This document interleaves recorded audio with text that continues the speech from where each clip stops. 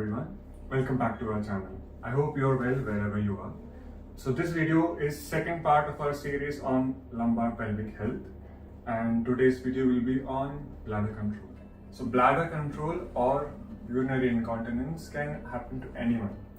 It happens regardless of age, and it is even more common with people who are old, people who are undergoing pregnancy, stuff like that. Okay, we can't really pinpoint if this will happen to you only because of this. If you don't have this, you will not have urinary bladder control issues. So regarding this, we have certain exercises that you can do to keep this problem in control. So those exercises I will explain in the next segments of the video. Okay. So regarding the exercises, why we stress on the exercises part is because the lumbar pelvic, the floor is completely made up of muscles, right? And as we know, the more you train your muscles, the better they perform, right? The more powerful, the more strength they have. So let me just demonstrate with the model that we have. So this is your pelvic floor, pelvic bone, right? And these are all the structures that are present around it. The lumbar pelvic, that muscle, the pelvic floor actually comes here. And when you strengthen this particular muscle, it will help support it. And that will reduce your problems, right? So we'll be focusing this particular part in our exercises that will come later on in the video.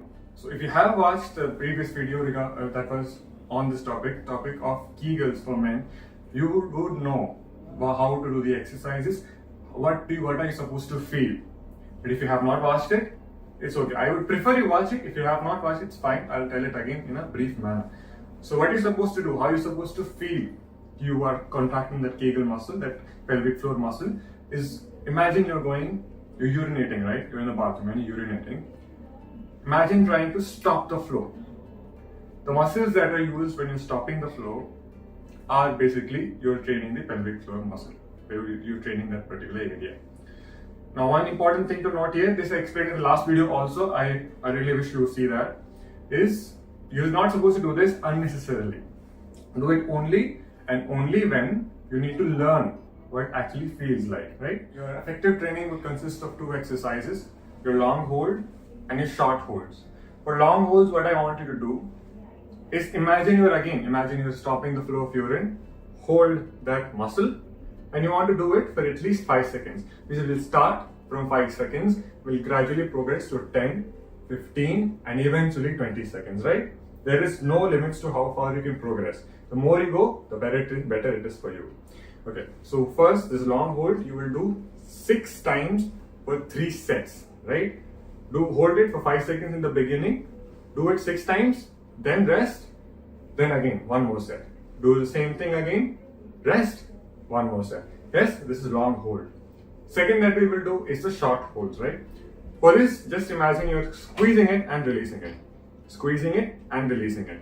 This will be very, very rapid. So you will be doing 10 times for 3 sets. So squeeze and release 10 times, relax, and then do the next set.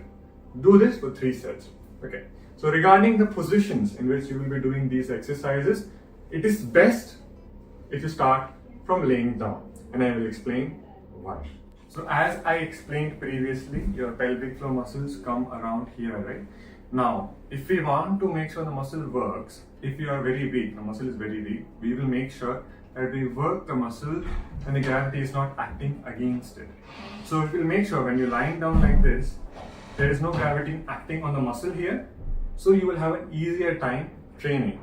Gradually, we want to progress to you actually sitting and then standing. So we will have more gravity working on this particular aspect of your hip, and you will train even more. This is just a progression. I just want you to understand why we are starting from lying, right? I hope you understand it now. So I would like to share some tips and some things that you should be aware of while you're doing these exercises. The first thing is, when you're performing Kegels, when you're performing these exercises, I want you to keep breathing. Do not hold your breath. Do not tighten yourself. Relax, breathe, and perform the exercise. One more thing. When you're performing the exercises, I want you to contract only that muscle and that muscle only. Not the abdomen, not the hip, not the glutes, nothing else. just that. This will take time. It's okay to make mistakes in the beginning, but you will do better as time goes on. And one more thing that you can do, that I want you to do, is this exercise is not just an hour long thing that you do at the beginning of the day and the end of the day. You should be doing it 3 times a day, in the beginning or the night.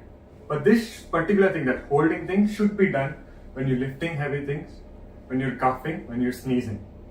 When that habit begins to build inside you, you will face even less trouble with bladder control.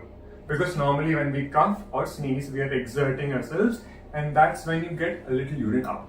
That's all for this video. Remember, don't be embarrassed that if you are feeling any problems with performing these exercises, you can approach your doctor, or you can even approach us. We will have our numbers detailed in the description below. You can contact us and we'll tell you what we can do for you. Yes, thank you and have a nice day. Please like, share and subscribe. Witness your fitness with us.